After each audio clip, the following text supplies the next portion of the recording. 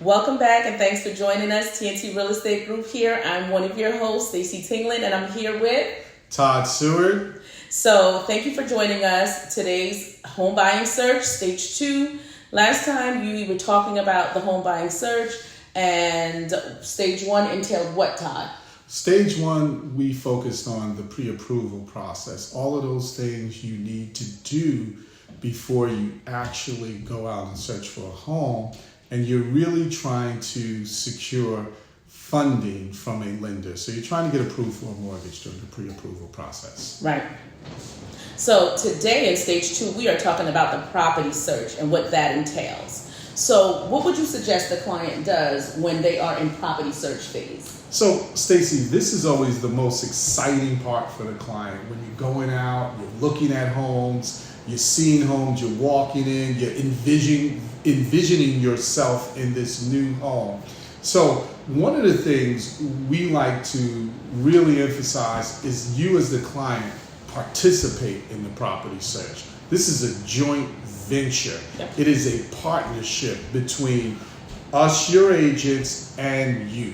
So Stacey, what are some of the things or ways the client can participate in the property search? So one of the things that we do is we set a client up on a smart plan. Mm-hmm. But in addition to setting you up on a smart plan, we always highly recommend the client also search for properties on their own by looking on several platforms. So clients usually look on some of the more popular platforms like the Zillows, mm-hmm. the Realtors, the Redfins, Julia, HomeSnap. Right, Julia, so those yes. are some of the public mm-hmm. platforms that clients will look at. We always suggest too that clients look at these platforms and check out their emails multiple times a day, mm-hmm. at least 3 times a day, in the morning, in the afternoon, and the evening, at least those 3 times a day. That's an important point, Stacey, because a lot of people don't regularly use email unless it's work related these days. People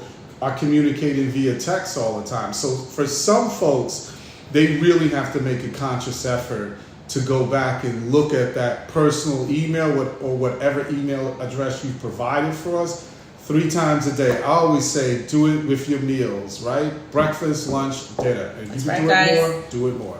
All right. So those are some things that we highly recommend where you're in the property search phase. Make sure that you are paying close attention to those emails for those smart plans that you're going to get. You're going to be set up on and those auto emails that you get with properties from us. Also, make sure that you are checking out properties for yourselves. Mm-hmm. One of the important things to note is that when a seller is listing their homes, they don't always want to use a realtors. So some of the things you might see on those public platforms like the Zillows and the Redfins, you might see some for sale by owners, right? So that means that an owner may list their property themselves without using a realtor and not going through the MLSs that the realtors like ourselves would have mm-hmm. access to. And you guys might see that on those realtors and the Zillows and the HomeSnaps and the Redfins. Absolutely. So that's a way, those are strategies that you can use so that we are working together in joint partnership.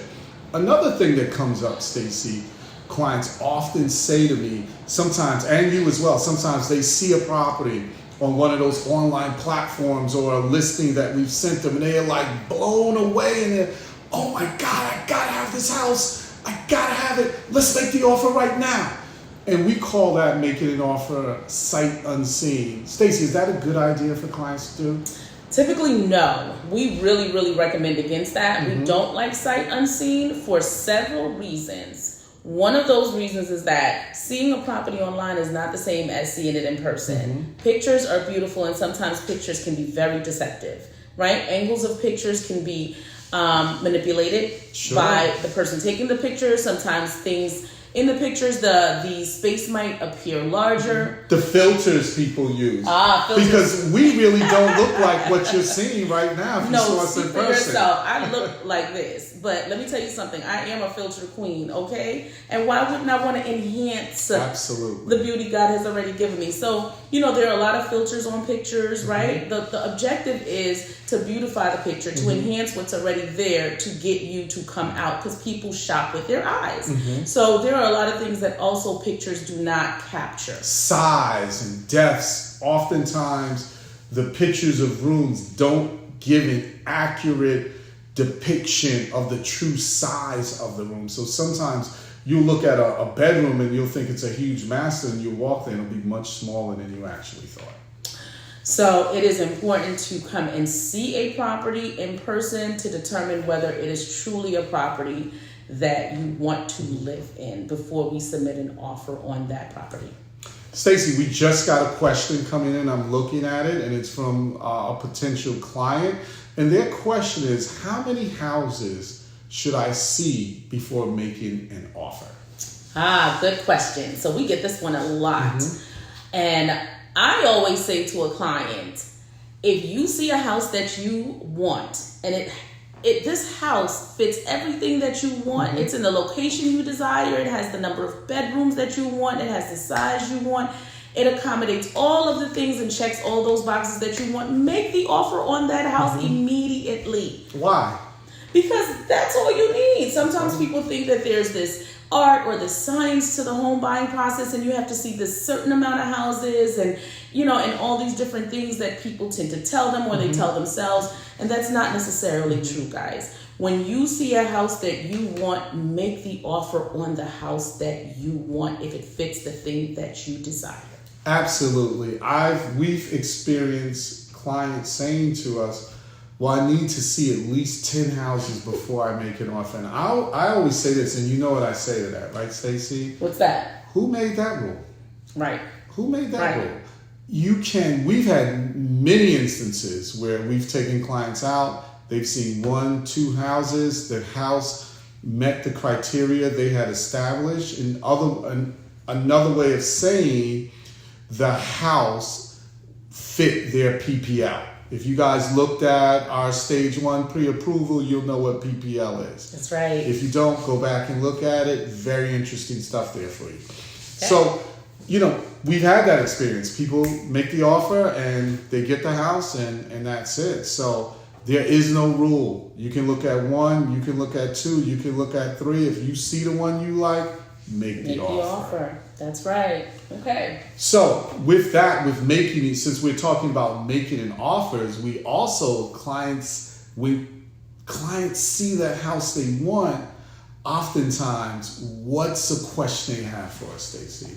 How much should I offer on the property? They ask that quite often. And it's not surprising that you ask that because, for many clients who are buyers, they've done this, maybe if they're not first-time home buyers, maybe they've purchased, if they're not investors, maybe this is the second home purchase they made.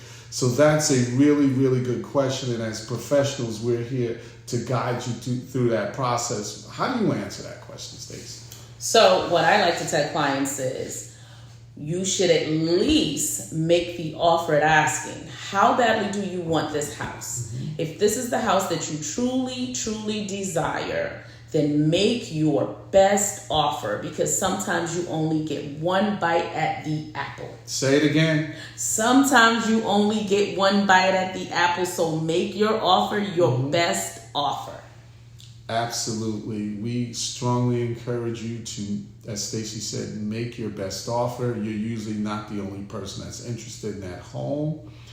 And if you see what you want, as long as it fits within what you feel comfortable, what you can afford, because we tell clients, don't look at the purchase price. If it's $500,000, we want to drill down to what the monthly payment of that property would be. Another way of saying the monthly payment in the industry is what, Stacey? Your pity payment. Principal, interest, taxes, insurance. And we will break that down and unpack that for you in another stage. So stay tuned, guys. More TNT news you can use is coming up. Thank you for joining us in stage 2 of the home buying process. And we look forward to giving you more information.